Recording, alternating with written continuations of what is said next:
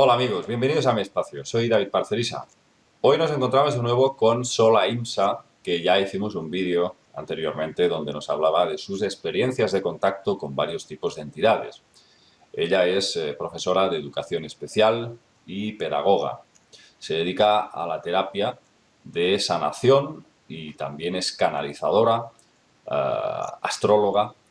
Y hoy me gustaría que Sol Ahimsa nos contara sus experiencias en el campo de la canalización, de estos supuestos mensajes que parece que recibe de varias entidades.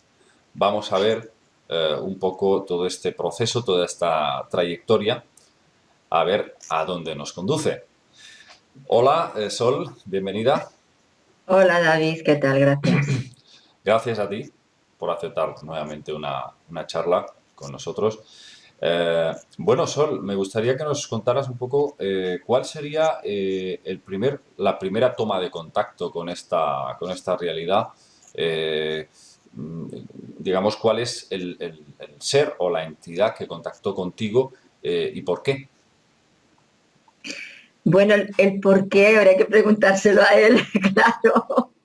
Pero a ver, la primera entidad que conectó conmigo, ya de una manera como de guía, fue Tot, Hermes Todo. Tot. Se manifestaba como Hermes Tot, claro, para identificarlo, ¿no? Yo siempre he tenido mucha, como ya dije la otra vez, mucho tirón por la mitología egipcia, todo lo egipcio desde pequeña. Entonces, y además me es muy fácil, ¿no? Porque para mí no es mito, es historia. Entonces Todd fue el primero que vino y me enseñó muchas cosas, me enseñó tanto a nivel de conocimiento como a nivel de día a día, de ayudarme en mis experiencias y en mis pruebas, ¿no? Ajá. Pero ¿cómo surge ese momento de la primera toma de contacto? ¿Cómo se manifiesta? A ver, a mí me enseñaron, como ya dije también una persona, a canalizar de una manera un poco primaria, ¿no?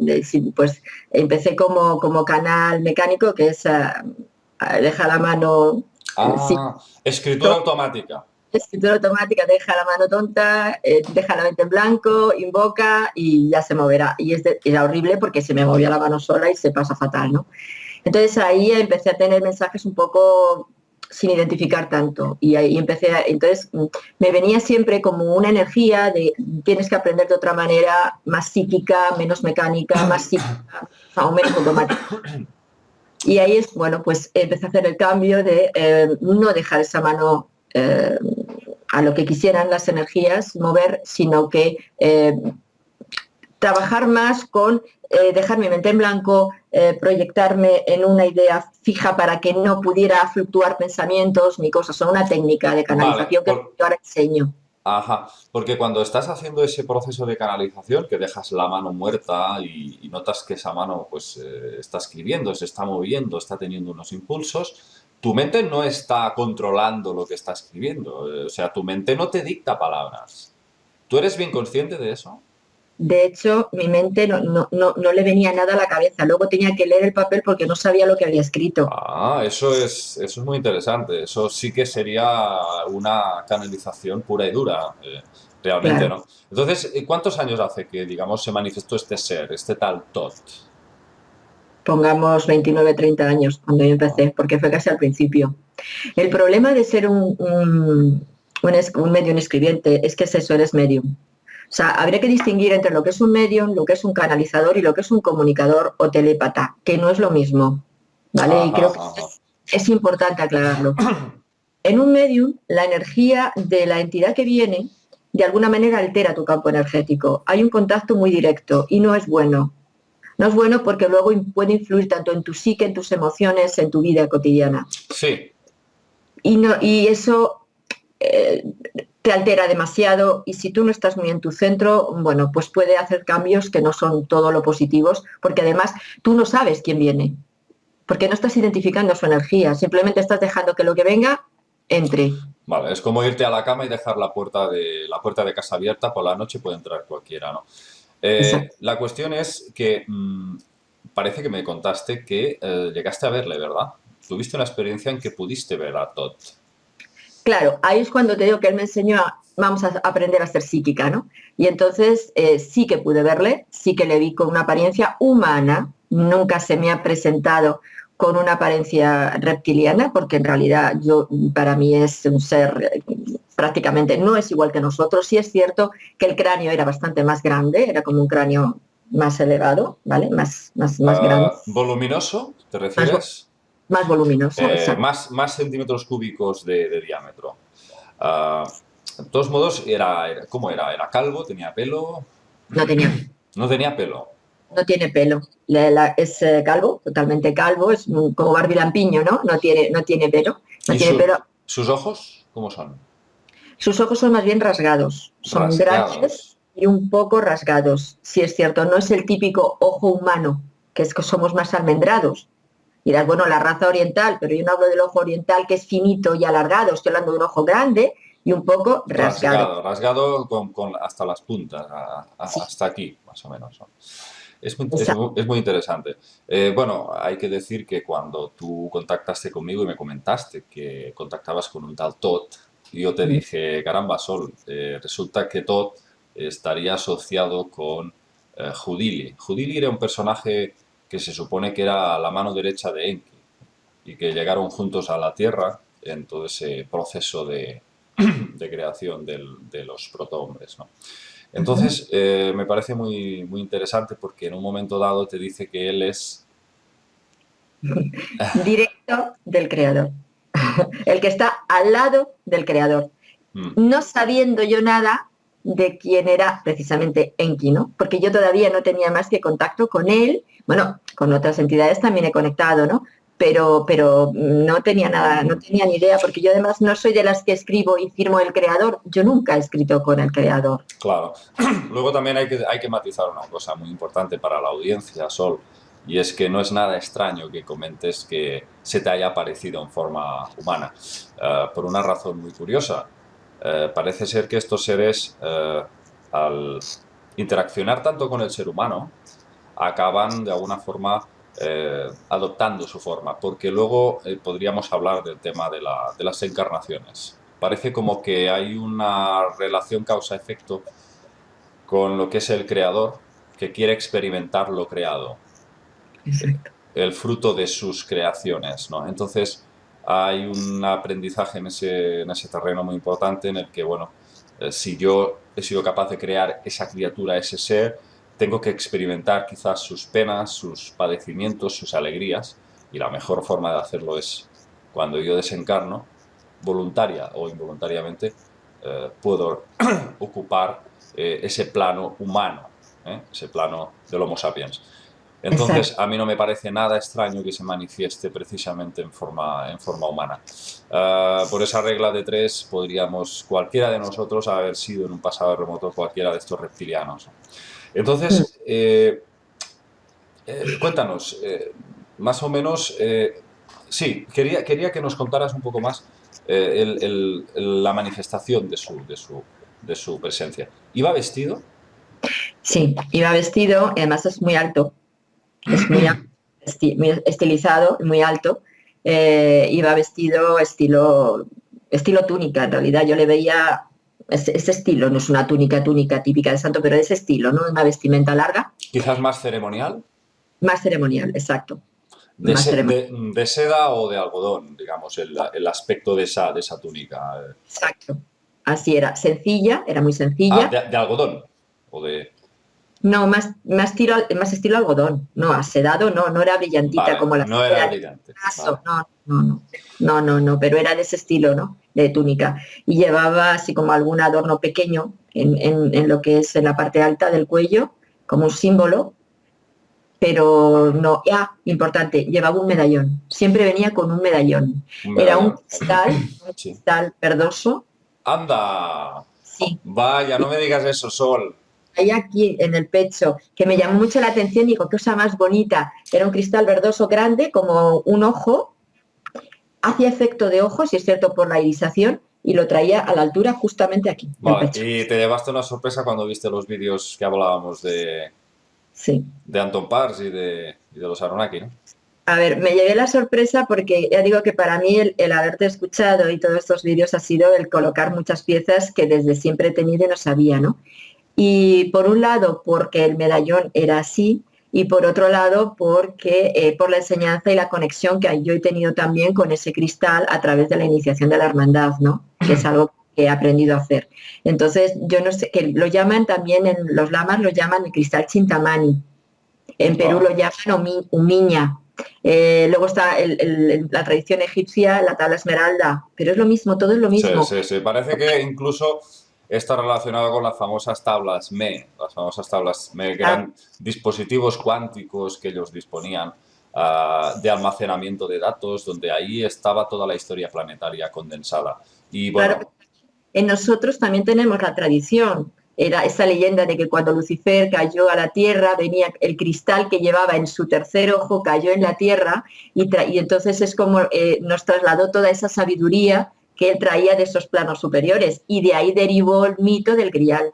claro. O sea que nosotros tenemos esa. Es lo mismo. Sí, La base o es la también misma. el Girku, el cristal del Girku, que nos habla él y bueno, nos cuenta pues eso, ¿no? Que es un cristal verde de cuarzo. Sí. Bueno, es impresionante las analogías que podemos establecer, ¿no? Y Increíble. además es impresionante porque al conectar con él, cuando das la iniciación, hay como una parte de él como que se licúa y va y forma y como que toma contacto con el campo energético de la persona y integra toda esa información. Es muy bonita la iniciación y además es impresionante todo lo que luego implica en el cambio, ¿no? Porque si te despiertas a muchas cosas. O sea que Todd, de alguna forma, bueno, te ha transformado bastante tu visión de la vida, ¿no? Sí, totalmente. Te ha aportado mucho. Me ha aportado prácticamente todo, porque y dices, bueno, aparte de, como digo, del día a día, de las enseñanzas, ¿no? La astrología, la línea astrológica que yo sé, en su momento aprendí astrología normal y se me quedaba corta. Y es curioso que cuando él apareció, me trasladó toda esa otra parte de la astrología, que en realidad es cosmología. Me enseñó que en realidad la astrología es las constelaciones, no es solamente un dibujo en el cielo, sino todo lo que implica la energía que mueve, que el sistema solar, los planetas, en realidad son energías, son conciencias, que cada uno nos afecta de una determinada manera. Es decir, me llevó a ese otro lado de lo que nosotros vemos como un mero planeta o como una mera galaxia o como una constelación. Increíble, Y increíble. en sí lo que es, entonces es impresionante todo, porque son portales. Claro, es que todo encaja, es increíble. Este tal Houdini, que sería este Todd, pertenecía del lado de Enki y por lo tanto era de la Hermandad Blanca, es decir, los que nos legaron todo el conocimiento astronómico y astrológico. Eran los que proporcionaron a los altos sacerdotes de Babilonia, que estaban subidos en los zigurats, que Sí. ahí se hacía toda la observación celeste, el plano de la bóveda celeste, y ahí podían ellos acceder, gracias a estos dioses, a las efemérides planetarias donde estaban grado por grado todos los planetas. Fíjate, de ahí viene todo, absolutamente. Es que realmente aquellos que dicen, no, es que la astrología viene de la observación, ¿no? De la simple contemplación. Pero ¿cómo van a saber sin un telescopio, sin tecnología espacial, cada astro, cada planeta y luego la interpretación que deriva de ella? Entonces, bueno, es una cosa impresionante. ¿Y Pero cuál? Sí, sí. Dime, dime. perdón, no solo los planetas me enseñó, sino lo que representa y la información que nos aportan las propias constelaciones. Me enseñó cómo trabajar con ese mapa y que realmente cómo podemos ampliar todo lo que traemos dentro, toda la información y lo que somos dentro, trabajando también con la energía de la constelación. O sea, podríamos llamar una astrología constelar, por decirlo de alguna manera, ¿no? Pero es mucho más allá. No solamente son esos planetas que están ahí colocados. Estamos hablando, por tanto, de cosmología, por eso te digo. Y todo eso me vino a raíz de conectar con todo. Y sobre él mismo, su propia identidad, ¿qué más te dijo? ¿Hay alguna otra cosa que puedas decirnos?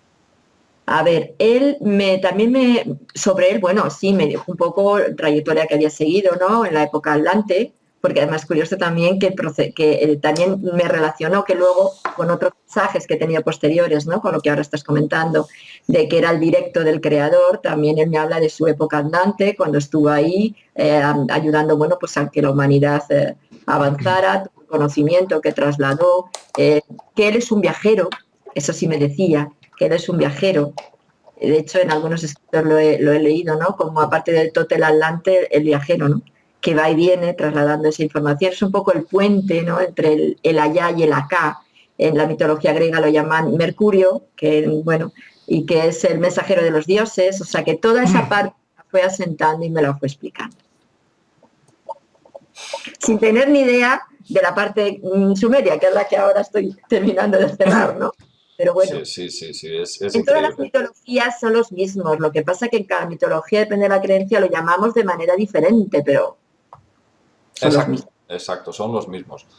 Entonces, el mensaje que tú más te ha tocado, más te ha transformado de Tot, ¿cuál podrías destacar? Ha habido muchos, Ha habido muchos, pero... muchos, muchos. El principio a mí me llamó, me marcó muchísimo cuando vi que realmente era como un padre que venía a enseñarme. Yo no sabía nada de él ni tenía ni idea, ¿no? Eso fue muy importante. Pero luego, un mensaje que también me ayudó mucho a entender de lo que ahora estamos hablando, ¿no? El tema de las razas y todo esto, fue cuando me hizo la distinción entre un reptiliano y un reptoide. Me impactó. Anda, cuéntanos eso. Me impactó porque, claro, estábamos todos con el tema de los reptilianos, los draconianos, no sé qué, y claro, como ya he tenido tantas experiencias, pues que no me apetecía nada tener ese contacto, ¿no? Entonces vino en el 2011, 18 de junio del 2011, que he rescatado esto, porque yo tengo todos los mensajes archivados. Y entonces me dijo que no son lo mismo, me viene, ¿no? Dice, los reptilianos vengo a explicarte diferencia entre reptiliano y reptoide porque no son lo mismo, aunque creáis que así es. Y dice, reptiliano es aquel individuo, aquel ser, aquella entidad de raza reptil con rasgos reptiles que su evolución hoy por hoy está en esa frecuencia, que no es la frecuencia de una luz sutil y superior, sino una frecuencia de una densidad mayor. Eso es un reptiliano, cuya conducta es de alguna manera de sometimiento y de condicionamiento hacia razas inferiores, como para ellos es el humano. Reptiliano, ¿vale? Dice, ellos han accedido a la Tierra, algunos habitan en ella y aún intentan apropiarse de ella, cosa que no sucederá.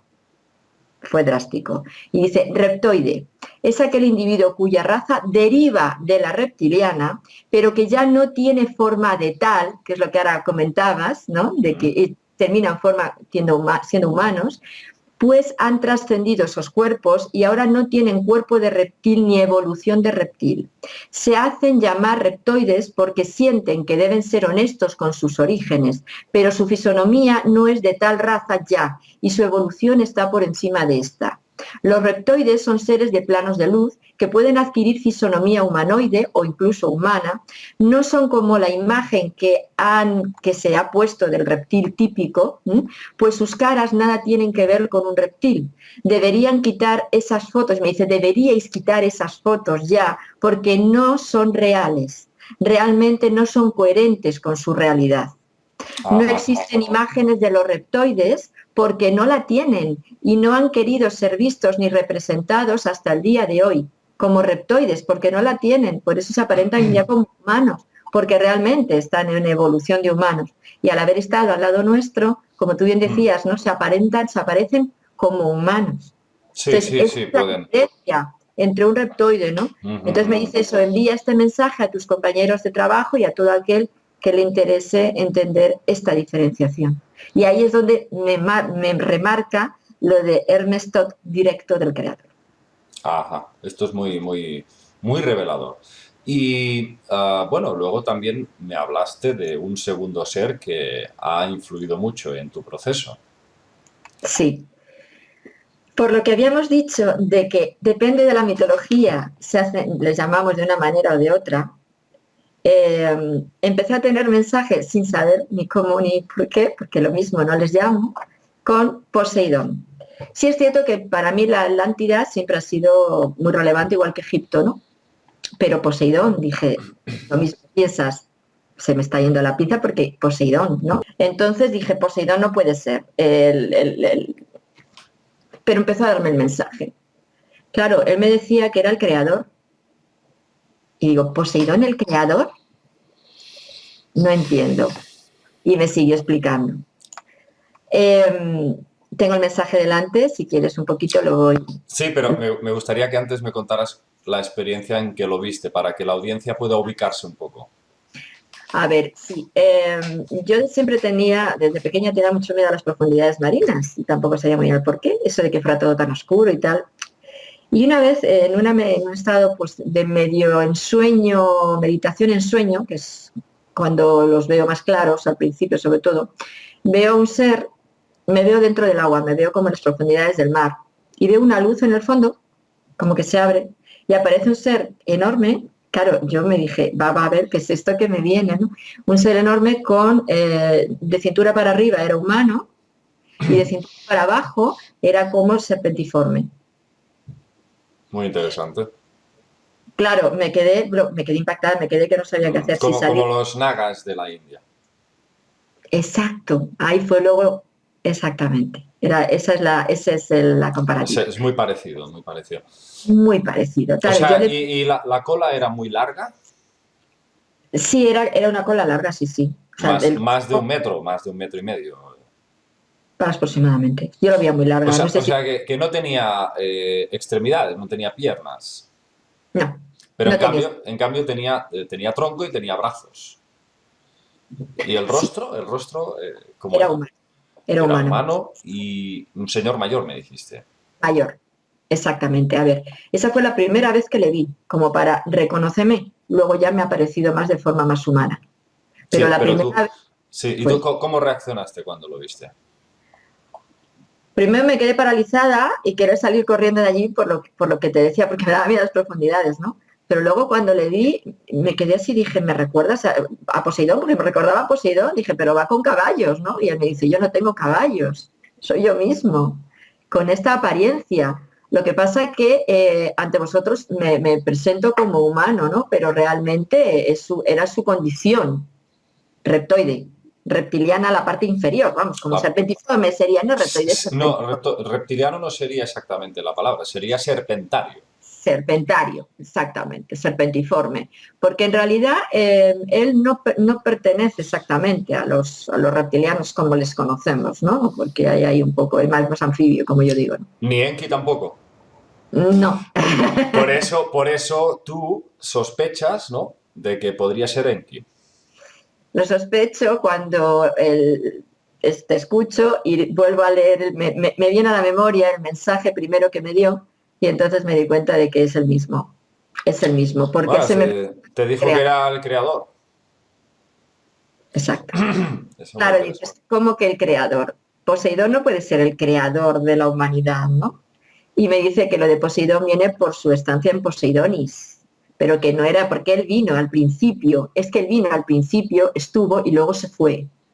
Y se quedó de protector de la humanidad como una especie de, para guardarla de que no pudiera ser destruida por aquellos que querían destruirla. Muy bueno, muy bueno. Que Sí. él fue el creador de la humanidad, lo leo exactamente las palabras, ¿no? Además me dice, este es mi tiempo.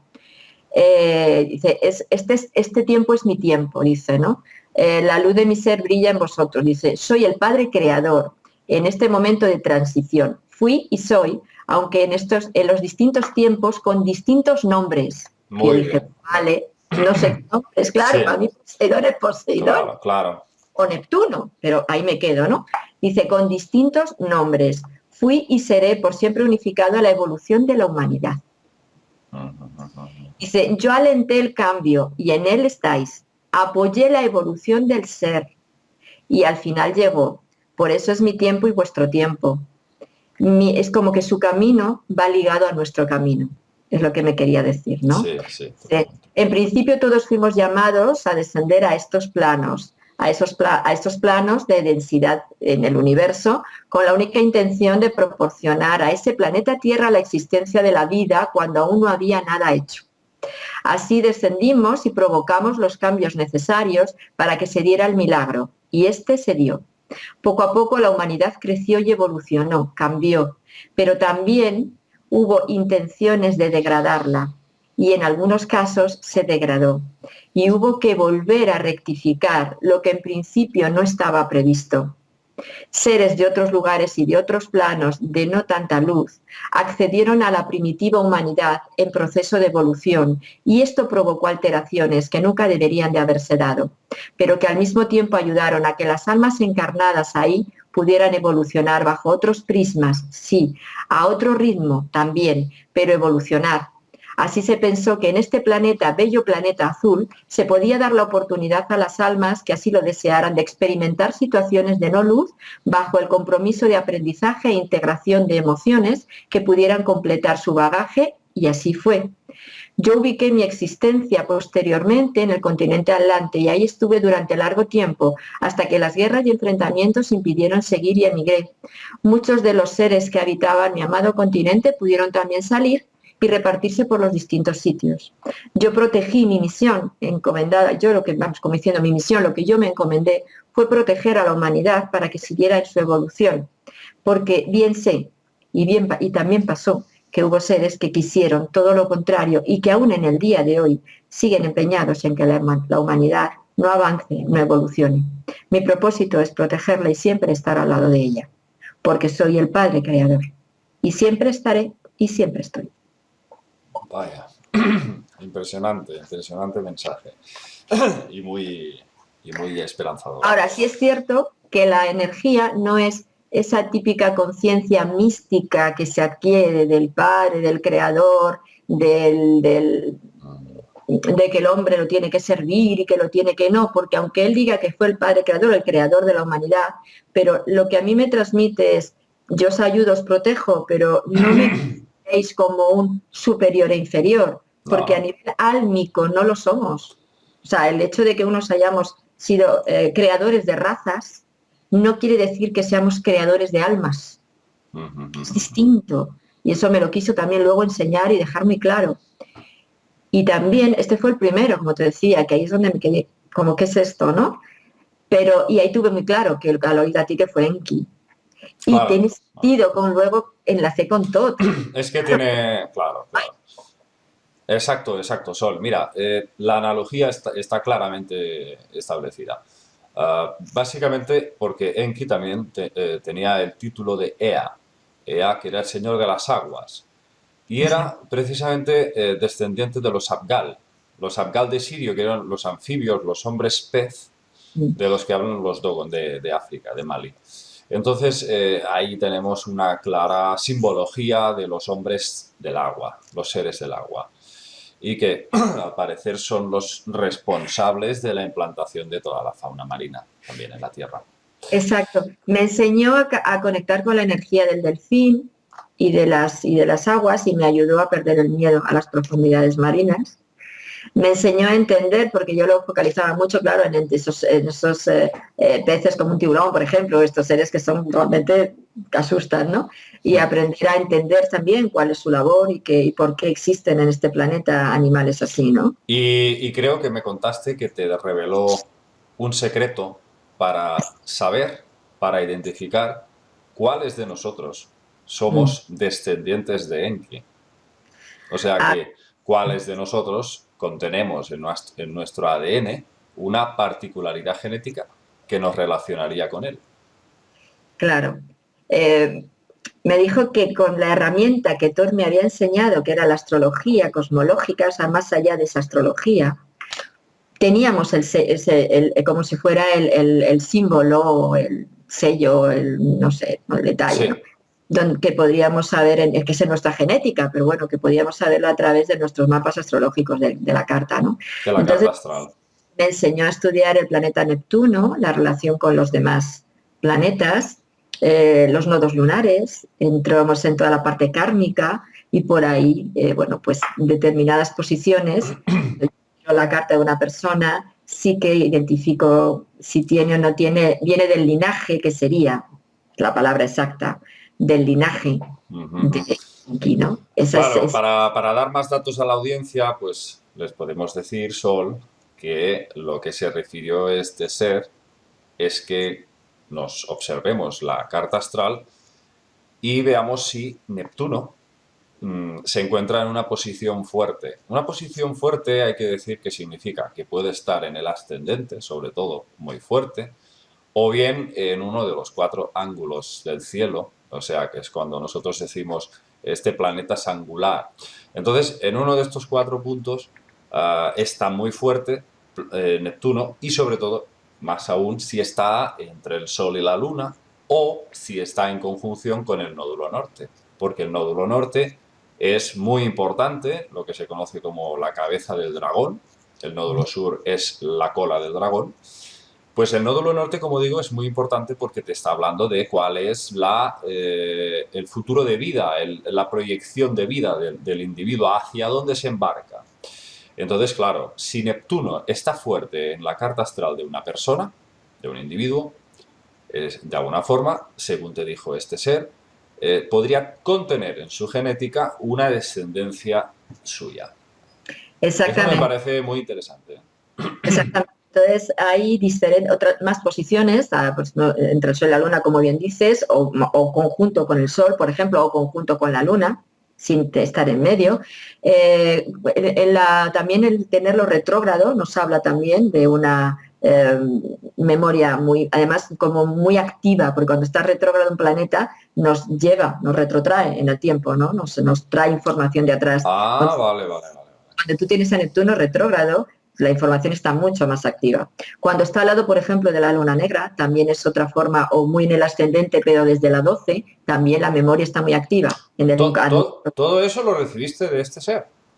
Sí, sí, tengo la lista y lo tengo archivado todo. Cuando digo yo todo lo tengo archivado, ¿vale? Porque sí, una biblioteca. Porque si no, son tantas cosas que no tendría memoria para Bueno, ello. ¿y quién ha sido más prolífico? ¿Poseidón o Tot? Pues hay. De lunes a martes.